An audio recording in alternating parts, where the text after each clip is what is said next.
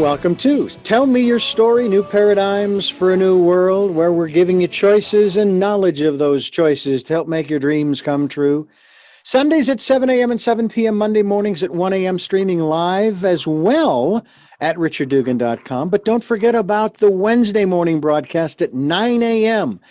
It's a special broadcast. Hope you'll join us during the week for that one. We podcast these programs on SoundCloud, iTunes, TuneIn Radio, Spotify, Stitcher Player, FM Blueberry, iHeartRadio, Amazon, and many other locations, as well as watching these videos on YouTube. The channel, Richard Dugan, Tell Me Your Story. I hope that you will subscribe to the podcasts and to the video cast, as well as a listen to, maybe a bookmark the Listen Live link so that you can always jump into the program at those times, or subscribe to the podcasts and get notified every time a new interview is posted. So we encourage you to do that. Also, if these programs resonate with you, like the subject matter we're bringing you, the guests we're bringing you, and the conversation that we're having, and you'd like to support us financially, we would greatly appreciate that. That is why I have a PayPal account. It's for your security as well as ours. And all you have to do when you go to PayPal and you want to send, then you put in the email address, richard@richarddugan.com. It's that simple, richard@richarddugan.com. We also ask that you participate in the Decade of Perfect Vision, the 2020s, where we encourage you to go within to that still, quiet, calm, peaceful place.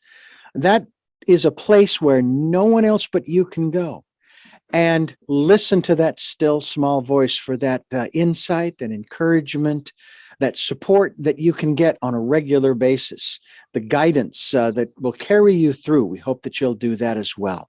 Our program today is also going to take us inside, as it were. We're going to be talking with Connie Zweig, and she is the author of The Inner Work of Age, Shifting from Role to Soul. And we'd like to thank you so much for joining us. What part of the country are you coming to us from today? I'm in Southern California, in Marina del Rey, Richard. I've been there once, actually conducted an interview on a yacht at the marina. It was very interesting. Well, it's great to have you with us. And Connie Zweig, PhD. Tell me about the PhD. What is that for? Psychology. Okay. I like it when I have psychiatrists and psychologists on the program. They can analyze me and tell me, this is my therapy. You have to understand that, Connie. Well, it's great to have you with us here.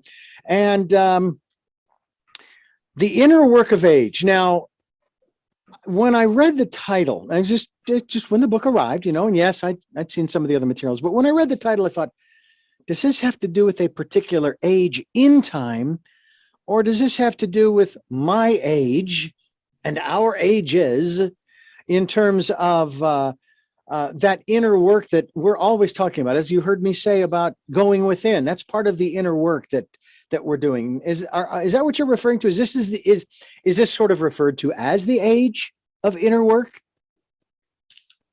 No, it didn't refer to the collective. It refers to the individual. Okay. Certainly our age or our cultural moment needs the inner work. But the intention for the book was to guide people through their 50s, 60s, 70s, and 80s. We could say midlife and beyond, with practices and tools that will help us to age well and to age consciously. Well, for the first time in a long time, I'm part of that group. 61 years of age. And I would have to say that I'm probably right. It feels a little bit like I'm right back where I started back when I was in my early 20s with doing the inner work. I had just started working in radio. I started meeting all kinds of different people, more in the metaphysical community, the spiritual community. So I guess that's the next step is, what is it? What is this inner work of which you speak? I think that a lot of people do self-reflection, maybe go to therapy, maybe learn a contemplative practice in their 20s, like you, looking for some kind of healing, some kind of emotional repair, some kind of self-knowledge.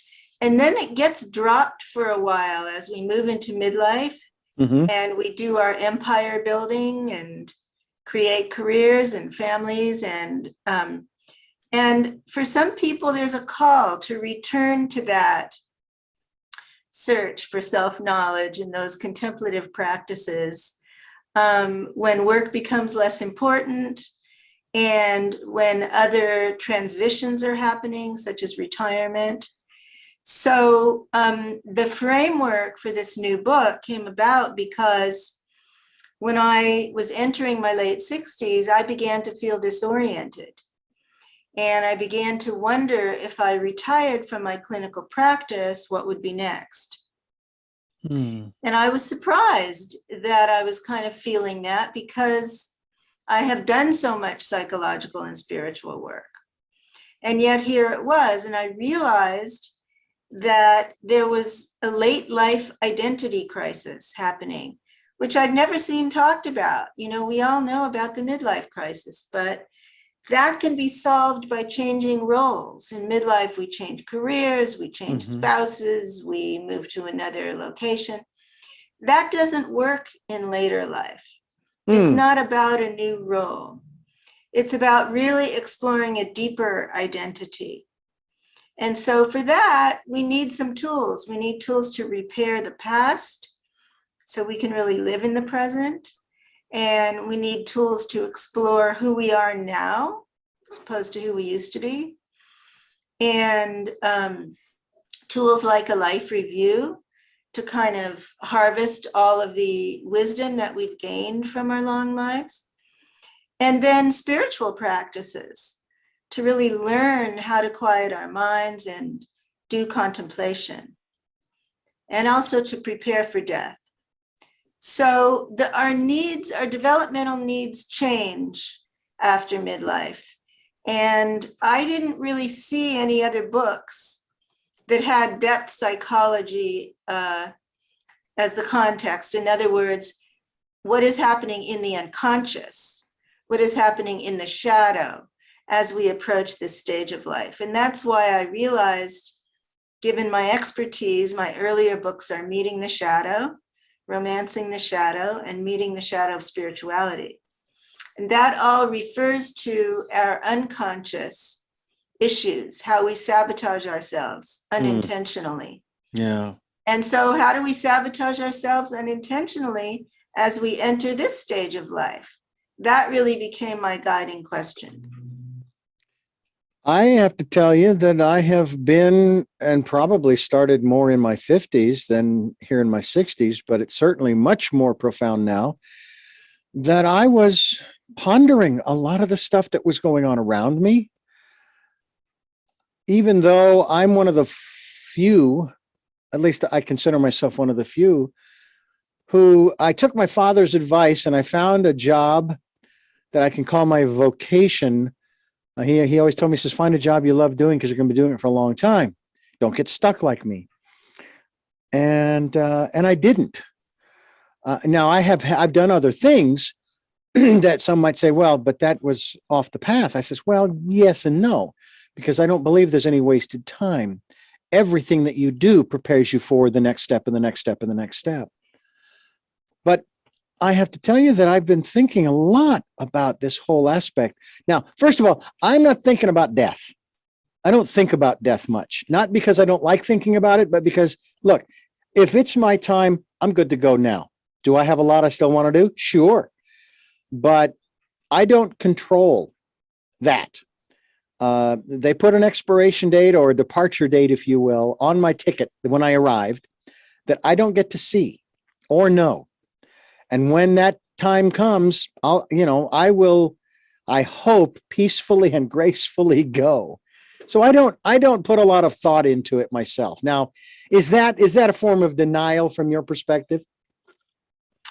I don't know you well enough to really answer that about you. I don't know your psychology. What I can say is that in Buddhism, the contemplation of death is a primary practice. Not to be morbid about it, but just to get around the sort of natural denial and defenses that come up in people around that. Mm. So there are a lot of spiritual teachings around maintaining what I call mortality awareness, even maintaining it in the periphery for a while, and then allowing it to come forward. Like right now, during the pandemic, so many people are dying. We're experiencing collective loss and grief like we never have before. And yet, people are still in denial. I just read an article this morning, a headline, the guy said, you know, COVID is political. It's nothing real. And then he died. A week later, he died. I've heard of these stories, yes. And so there's a denial that is entrenched in people and built in for whatever reasons around their psychodynamics in childhood or their religious teachings or their fears of having watched people die and, you know, losing friends and family. So my, you know, the way that I'm teaching this is that late life, the context of late life, in part, is a preparation for death. It's not the whole story, because there's tremendous potential and opportunity for living in this stage of life. But there is a way in which death is closer on the horizon. And if we pretend it's not there, then we're missing out on the gifts in that awareness. So, for example, I was just talking to a friend and I said to him, what will you regret on your deathbed if you don't finish now? And he said, my novel. Now, this guy has written about 25 nonfiction books, and he put off writing his novel because he couldn't make any money doing it. But now he's in his 70s. And when he said that, he went, okay, I'm promising myself I'm going to turn to my novel now. So that awareness helped him to shift what he was going to do with this time in his life. Well, you know, it's interesting for me to take a look at all of the phases that my life has been through, and then I'm looking at the phases that other people go through. And a lot of people, again, as you say and talk about, obviously, in your book, The Inner Work of Age, in this particular phase, yeah, there is more contemplation. And maybe, I don't know, maybe it's because we're starting to reach that point where we're having to recognize and accept our mortality.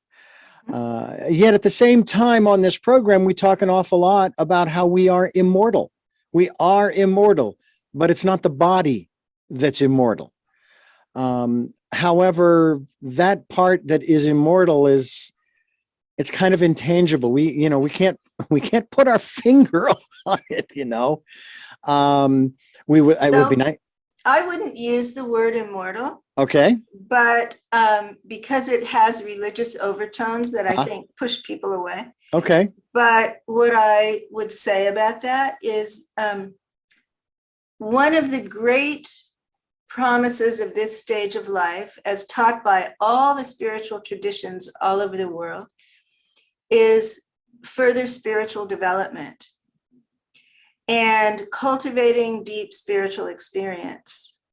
And whether, you know, you grew up within a tradition like Christianity that had a monastic stream in it, or Judaism, which did not, or Hinduism, which, you know, the 4 stages of life in Hinduism are student, householder, grandparent, and recluse. So all of the traditions, and Buddhism also, you know, teaches time for contemplation. So they all teach that. And yet in the West, we think we're supposed to stay young, look young, and keep doing at the pace of the midlife hero. Stay busy, stay hurried, stay responsible, stay, and not go through any changes as we age. So for me, we miss out on all the treasures of this stage of life if we maintain that attitude and those behaviors. So to come back to what you said, the spiritual opportunity here is what I call the shift from role to soul. And I borrowed that phrase from the spiritual teacher Ram Dass. I did not make it up. I want to give him credit. And role to soul means that our unconscious identification with our roles in work and family fall away. They naturally fall away. And they're fleeting. And they're not who we are. And so this is the time to shift our identity to who we really are. And whether we call that soul or immortal self or divine or God, whatever we call it isn't important to me. But it's our identification with that spiritual essence, that is the really profound opportunity for this time and for people who are willing to do the inner spiritual work. We're talking with Connie Zweig. She's the author of The Inner Work of Age. I find this actually rather fascinating, considering the phase that I'm in my life right now, shifting from role to soul. And we're talking with her here on Tell Me Your Story, New Paradigms for a New World. And we hope that you will stay right where you are as we continue bringing you choices and knowledge of those choices to help make your dreams come true. With Connie Zweig, author of The Inner Work of Age, Role to Soul. You said something rather interesting about the role, and that, I sometimes refer to it as the mask. It's kind of the same thing. Yes. And I have to wonder if we're beginning to reevaluate the role. Was that really us in the first place? And are we doing a disservice to the younger generations by, in a manner of speaking, forcing / indoctrinating / whatever other word you want to use, whatever that verb you want to use, those roles on them? I mean, who says that you have to go to college, you have to find a mate, you have to have 2.6 kids, you have to have a job, and so forth? You have to do all of these things because our economy depends upon it. And that's something that bothers me more than anything, is that everything seems as though it's driven by this monolith that we either consciously or otherwise support, and that is the economic institution. It's like there's something, and is that because I'm in my 60s now and I'm thinking this way? So, there are many levels to your point, but as a psychologist, what I understand is there are natural stages to human development. And when we're little, we begin to develop an ego or a conscious personality based on the responses of elders when we're seeking love and approval. Mm-hmm. So if we're polite, or if we study hard, or if we show our feelings or don't show our feelings, if we are creative or not creative, whatever gets expressed that receives love and approval goes into the ego. What gets shamed and criticized goes into the shadow, the unconscious. Mm-hmm. And in this way, we learn what works and what doesn't work. And we need our egos to operate in society. It doesn't mean that we have to become, the biggest CEO with the most money, like you're saying. No, it doesn't mean that. We could be an artist, or we could be a musician, or we could be a teacher or a nurse as a career, or a writer.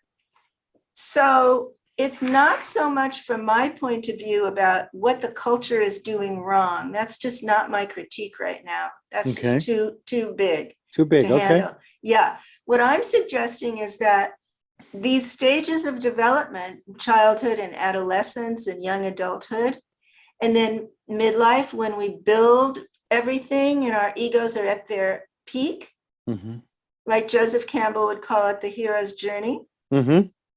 So we have these heroic egos in the West. They don't have this in every culture. It's very culturally specific to Western, Anglo primarily culture.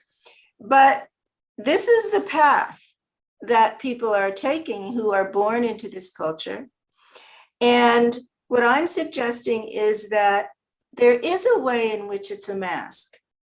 There is a way in which these roles narrow who we are, because they narrow our emotional bandwidth, right? They narrow our range of activity, range of permissible behavior, range of interests even, because we're scrambling so much to survive at certain stages of life.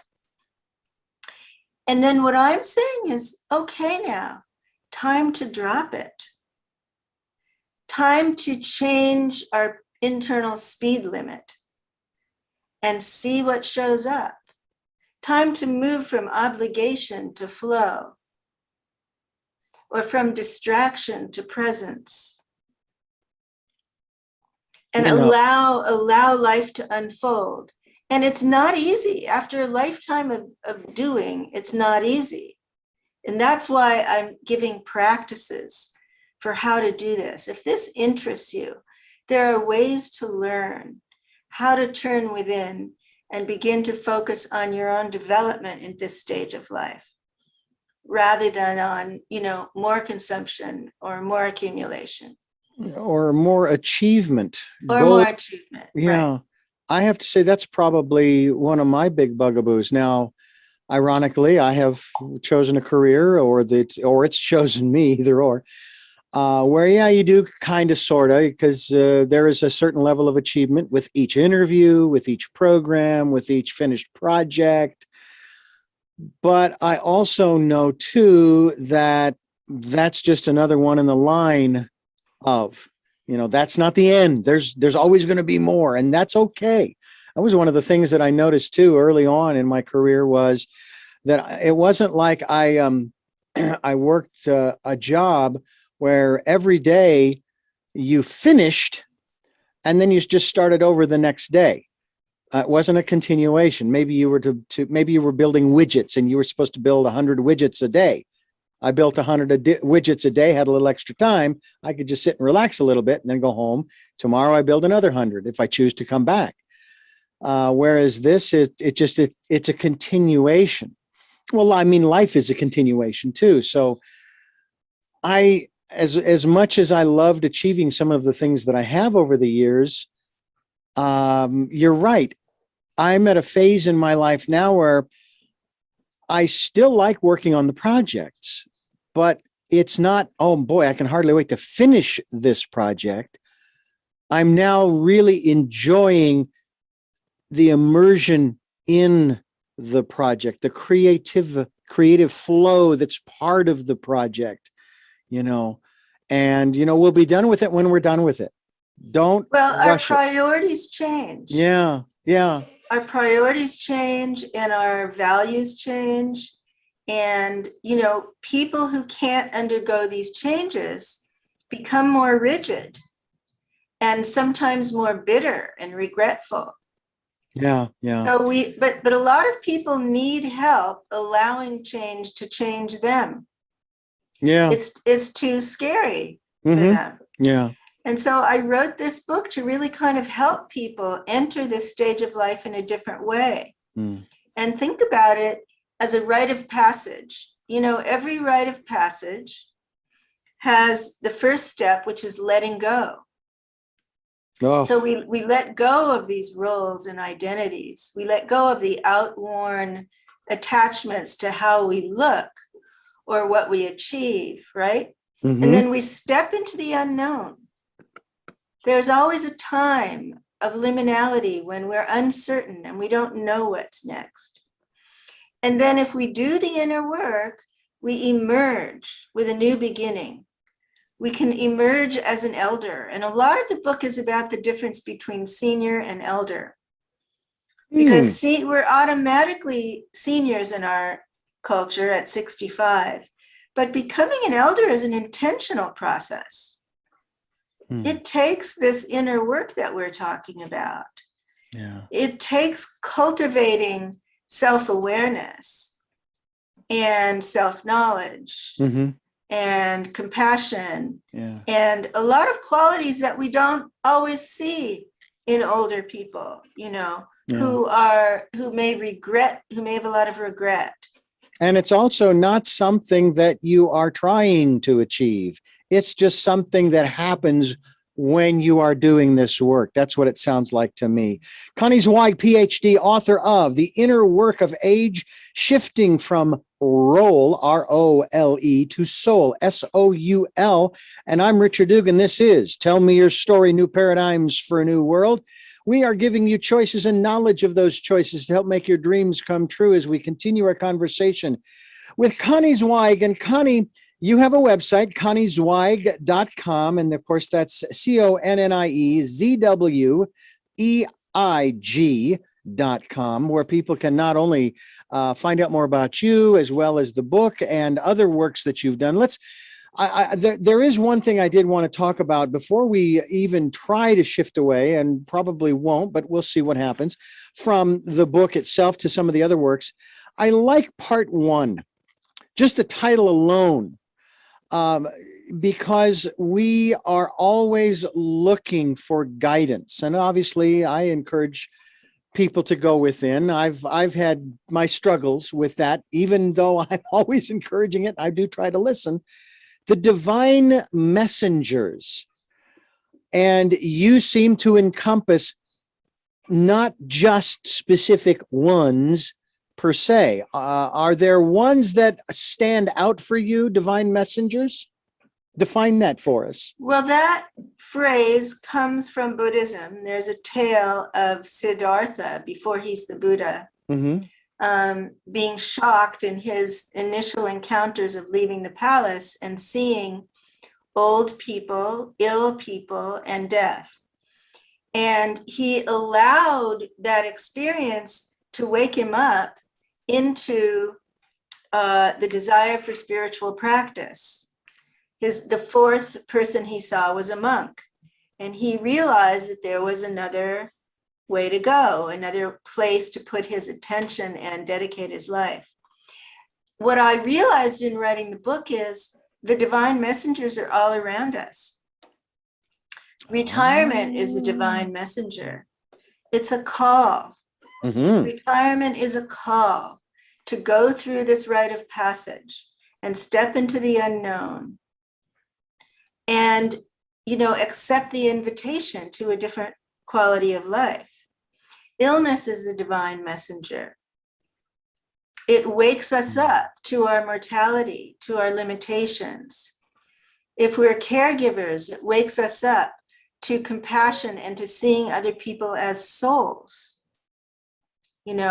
So there are divine messengers all around us. I think love and intimate relationship can also serve that kind of call.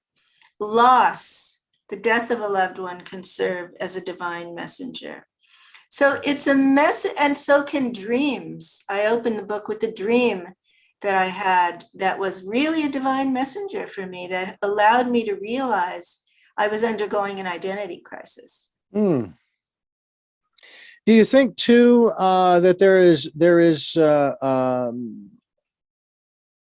regular happening, especially amongst couples, as they reach this stage that you write about, that even as they're doing their inner work, they're realizing maybe, and being honest about it, okay, you and I, we have gone as far as we can in this life together. It's time for us to, so to speak, to move on to whatever the next phase of our lives is, and it's not together. Well, that's not what the book is about, Richard. I understand. I understand. I didn't focus on relationships in the book.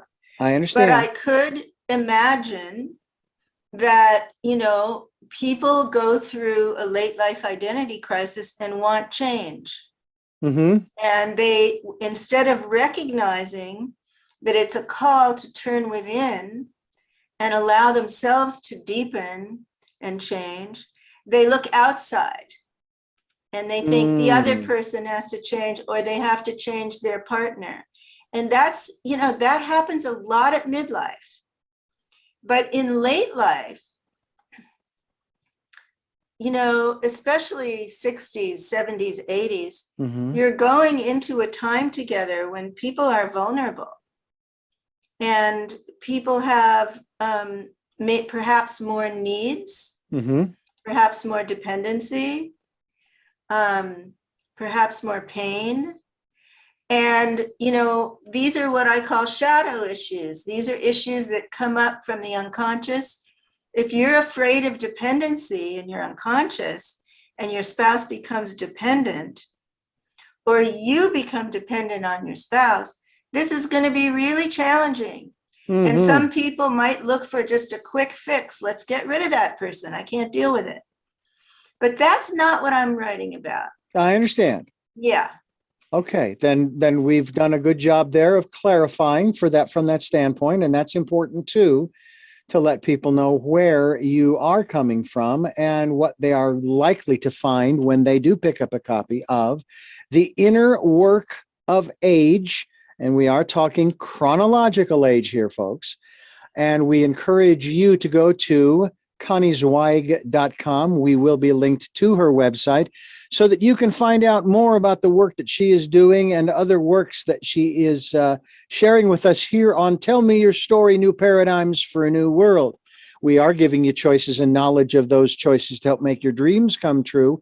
We're also looking for those new ways of living. And I'm curious, Connie Zweig, author of The Inner Work of Age, is this something that is new in our Western society, or is this something that's been around for ages? I'm not sure what you mean by this. What's new is the extended longevity that we're experiencing now. Okay. It's unprecedented in human history that people are physically and emotionally, creatively active in their 80s and 90s. People can be healthy now at 100. So it used to be that people would have a long decline before they died. Now, often people are living really well late into life and then dying quite suddenly. Okay. So that's what's unprecedented here. And that's why there's so many tens of millions of people who are looking for guidance and wanting to find, wanting to extend their own development alongside their extended longevity. Do you find that this inner work at these ages, at this sequence of ages that you've referred to, does it typically bring about an awakening of not necessarily religious overtones, but spiritual, metaphysical overtones in let's say in the contemplation that, I worked and worked and worked, but it really wasn't what I wanted to do. And I've often this is what was told to me as I was a kid growing up in my 20s and 30s and so forth, do what you love, the money will come, that kind of thing. Well, as I said, I'm one of the lucky ones where I have been doing what I love. I'm still waiting for the money. But do you find that that is part of the outgrowth of this inner work? Not sure what the question is. Is there a spiritual component to what an individual discovers doing this inner work? Is there a spiritual component in terms of connection to the divine, communication with the intuition and so forth? This is very individual. Okay. Some people are looking for that, and some people are turned off by that. Mm. So when I wrote the book, I was very intentional about not telling people what to do and not telling people what to believe. So what I'm offering are practices that can take you more deeply into yourself. Mm-hmm. And if that's emotional discovery, that's wonderful. If it's creative discovery, that's wonderful. If it's spiritual, that's great too. Mm-hmm. So, for the people who I've been practicing meditation for more than 50 years. Wow. So for me, that's just built into who I am and how I've lived my life. But there are other people for whom that's just not true. Right. And maybe they want to learn how to meditate now at 65 or 75. There are practices in the book for that, for beginning meditators. Oh, great. Yeah. So this is really about finding what you can use in the book that fits who you are. Mm-hmm. It's not about me telling you who to be. And I certainly wasn't implying that. I didn't think that that's what you were doing in the book, but it's more that a lot of people, especially if they are now dealing with their mortality, I've often wanted to, but not wanting to impose this question on my father, who is 90. He turned 90 in August. My mother, 87 in September. And, it's like, are you ready to go? I mean, I can answer at 61 that, yeah, I'm ready. I mean, there's a lot I still want to do, but if today's my day, I'm good to go. And they've been around an additional 30 years. And, and I don't know if they are. I do know that they're happy with their lives as they are right now. They're enjoying being great. I love saying this. They enjoy being great grandparents. Not that I have much experience right now because we haven't been able to get together, but I enjoy being a great uncle. I don't know, it just sounds kind of cool. But the whole issue of dealing with one's mortality and the life after this, and then there's that question: is there a life after this? That's another issue that I don't know if that's something. Again, maybe that goes into that realm that we don't want to go into. In terms of, it's not a question of telling people what the truth is, but even just throwing out suggestions. Well, the theories are 1, 2, and 3. So my suggestion is that it's really important for you to talk to your parents about their beliefs and feelings about dying. Mm-hmm. And what do they want from you? Mm-hmm. I don't know if, the family has made plans or not. What do they want for themselves? What are their fears and concerns? Mm-hmm. What are their regrets? And is there anything that you can do about that? Do they need forgiveness for anything? Mm. So I have a whole chapter called Life Completion. And it's really about examining, what is a completed life for you? Again, I'm not telling people what that is. Mm-hmm. What does that mean for you? What is a good enough life? And what can you do now to really feel completion when you're dying? So I would encourage you to have a gentle, open conversation with your folks. If they resist or say no, then you can respect that. Yeah. It's not about beliefs again. Right.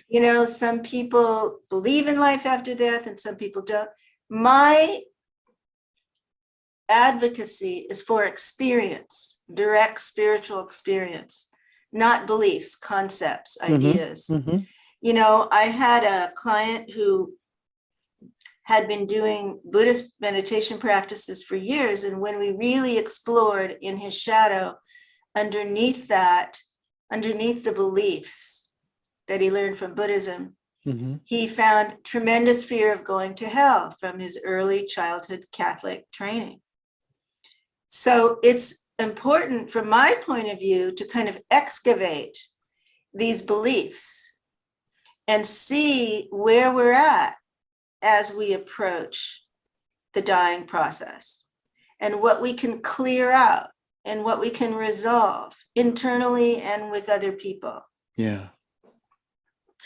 We're talking with Connie Zweig, PhD, author of The Inner Work of Age, Shifting from Role to Soul. ConnieZweig.com is the website. We encourage you to go there to find out more as we continue on Tell Me Your Story, New Paradigms for a New World. We come your way every week with 4 programs. We have podcasts, we have videocasts, and we hope that you will check all of that out. SoundCloud is the focal point, if you will. YouTube for the videocasts. You can subscribe to either of those, and we hope that you will listen. We have a Listen Live link on the website, richarddugan.com, so that you can listen to the programs as they're broadcast on Sundays at 7 a.m. and 7 p.m., Monday mornings at 1 a.m., and Wednesdays at 9 a.m. Connie, it's fascinating to me. All of this is very fascinating to me. And you kind of brought up something that I wanted to touch on just a little bit.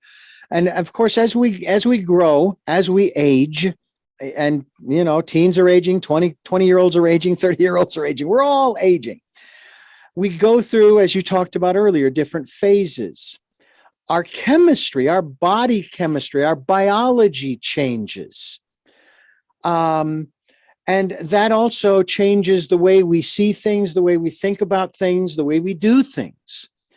And when one was in their 20s, let's say as a male, you know, he was out to, you know, conquer the world and sow his oats, as it were. And all of that starts to slow down as they gets older and older and older, to the point where it's not about achievement anymore. Now it's just about connection. Is this an area that you talk about at all in terms of intimate relationships? Or is that another area where you're not dealing with relationships in that regard? But again, I'm talking more the biological aspects of the human being as they get older, and how that affects their decision-making, the things they want in their life, and so forth. It's really not a book about biology. It's a book about psychology and spirituality. That's really what it's about. That's my expertise. I don't have expertise in biology. I present research on how meditation affects biology and genetics. Okay. And it actually affects the telomeres, the part of the chromosomes that reflect our aging. But it's not a biology book.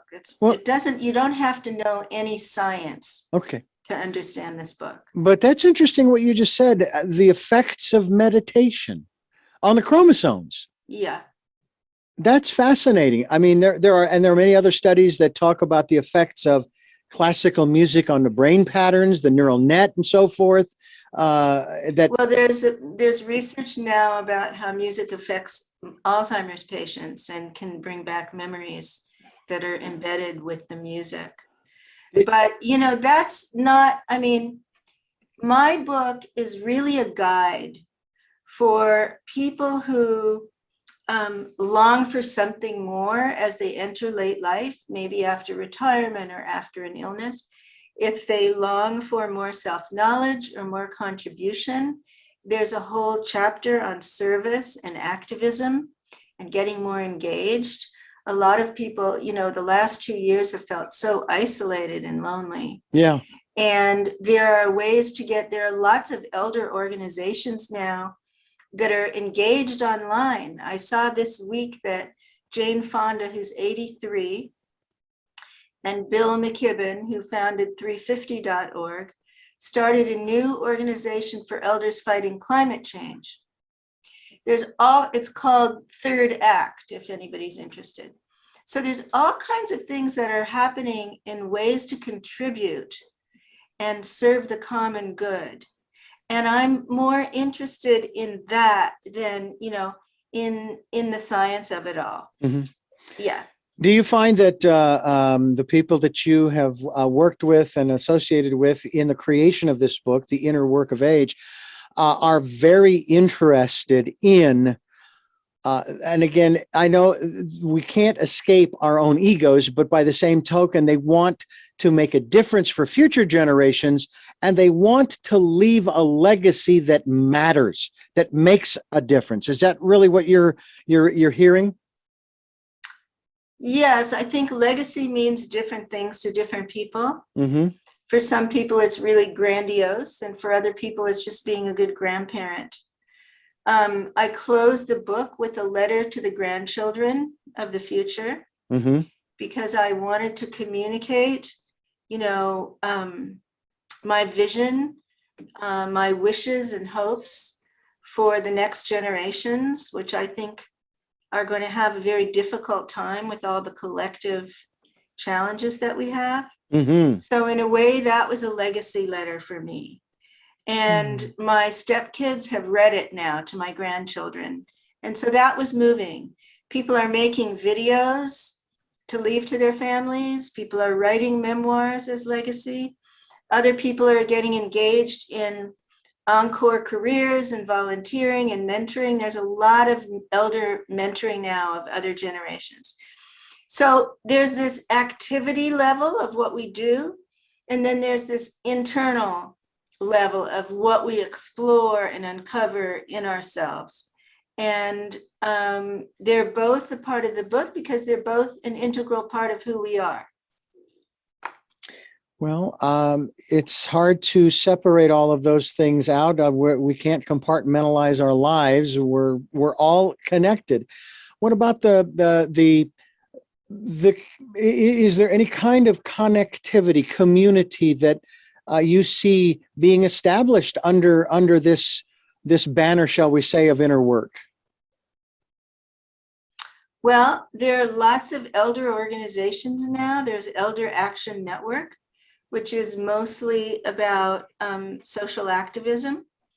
And there's Saging International, SAGE-ING.org, which is more focused on inner work to become a sage or an elder. Mm-hmm. And then there's lots of other communities. Encore Network is much more about activism and the outer work. There's a big anti-ageism movement happening now, and people who are fighting for an age justice movement in the culture. There's all kinds of stuff happening, and publications and podcasts and all kinds of things. So, if your listeners are interested in getting engaged in the world of conscious aging or positive aging, sometimes it's called, Mm-hmm. There's a lot of stuff to find online, and there's community there. There's community among elders that's happening. I know that is a really big issue for a lot of people, is establishing community, because we have been so separated and non-communicative, or not communicative, but we haven't really been the kind of community that we used to be because we've been separated. And I'm sorry, but Zoom communities are not what I'm talking about. I understand. Yeah. That we need that connection and that contact. Yeah. I'll take it even 6 feet apart if that's what it takes, as long as I can see another human being face to face, in person, live and direct, as it were. Yeah, I understand. And I know that's important for a lot of people. Again, because if we were intended to live solitary lives, I'm pretty sure there are sufficient 8 billion planets out in the universe for each one of us to live a solitary life. But that's not how we're living. We're all here on the same planet. And so it seems to me that's part of the mix as well, to keep us connected. I want to just, before we end, sure, I want to hold up the book. Yes. And offer an invitation to people Mm-hmm. to take this journey with me to the inner work of age and to practice shifting from role to soul. I'm going to be teaching lots of online workshops through the end of the year. And you can find them on my Facebook page at Dr. Connie Zweig or on my website, which Richard mentioned, conniezweig.com. And if you want more information about the schedule, you can email me, conniezweig@gmail.com. All right. Well, we will have all that information and encourage people to go to your website, which we will be linked to so that they can do just that. And to me, I think it's an interesting thing to be contemplating, especially the fact that, as my father said, another one of his wise sayings, eat, drink, and be merry in moderation, because nobody gets out of this world alive.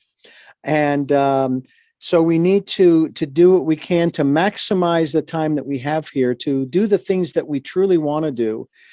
And if that means that as you get into your 60s, did you start in the 50s or you start with the 60s? I guess it doesn't matter. If it's 60s, 70s, 80s, and if you get into your 90s, are wonderful.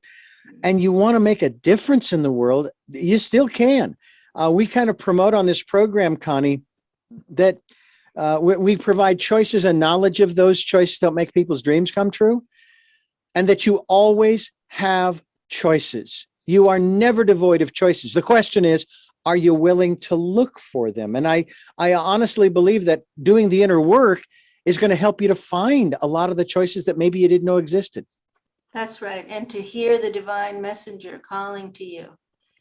Absolutely. What's next? Yeah. What's next for you? Yeah. Thank you, Richard. I enjoyed our time together. You are very welcome. I do have 3 final questions that I like to ask each one of my guests before I let them go, and you may have addressed them to some degree during the program, but I do like to ask them directly. Before I do that, I do like to remind you, the listener and the viewer, that our programs are on Sundays at 7 a.m. and 7 p.m., Monday mornings at 1 a.m., streaming live at those times at richarddugan.com. And don't forget the Wednesday program at 9 a.m. The podcasts are on SoundCloud, iTunes, TuneIn Radio, Spotify, Stitcher, Player FM, Blueberry, many other locations, iHeartRadio, and Amazon Music. And so you can also watch these programs on YouTube, the channel Richard Dugan, Tell Me Your Story, and subscribe. I'd greatly appreciate that. And as of this podcast, videocast, I'm just astounded. It jumped over 1,000. It were 45,500 listens on the podcast end in such a short period of time. And when I say that, since January 1 of 2018. So thank you for listening. If you'd like to support what we're doing, PayPal, richarddugan.com. When you go to send, we use PayPal for your security as well as ours. And please, Connie has been promoting what we have been telling you for the last 2.5 years, to spend time going within during the decade of the perfect vision, the 2020s, listening to that divine voice, that still small voice, being in that quiet, peaceful place. And I couldn't agree with you more about the shadow. We have to learn about all of who we are. And I'll be the first one to admit, sometimes it isn't easy, but stick with it because it is so beneficial, so beneficial. And again, we thank you for sharing this message with our listeners. And with that, I give you the final 3 questions of this program. And the first of those 3, who is Connie Zweig? A soul on a journey. What is it that you hope to or want to achieve through the work that you're doing now? I'm transmitting information about consciousness. That's what I've always done in this life. And that's what I'm doing now. And finally, what is your life's purpose? My individual life's purpose is my own evolution of consciousness, my own spiritual development. Connie Zweig, thank you again for joining us here on the program. And I hope that we get a chance to talk again and talk about some of the other works that you have put out for our listeners. They can find out more about those. And you say you have 6 other books, is that correct? I have Meeting the Shadow, Romancing the Shadow, Meeting the Shadow of Spirituality, the new book, and a novel about the life of Rumi that's called A Moth to the Flame. Well, we'd love to have you back on the program to talk about any one or all of those. I think they're all very fascinating, especially the sequence or series, if you will, on the shadow, because I do think that's important for us to do, because it's all of who and what we are that makes us who we are. We can't get rid of the bad stuff that as we term it, because that's part of what makes us who we are. So we'll get back together, Richard, and talk more about that. Thank you. And thank you for listening to and watching Tell Me Your Story, New Paradigms for a New World, as we give you choices and knowledge of those choices to help make your dreams come true. And until our next broadcast, podcast, videocast, love to lol.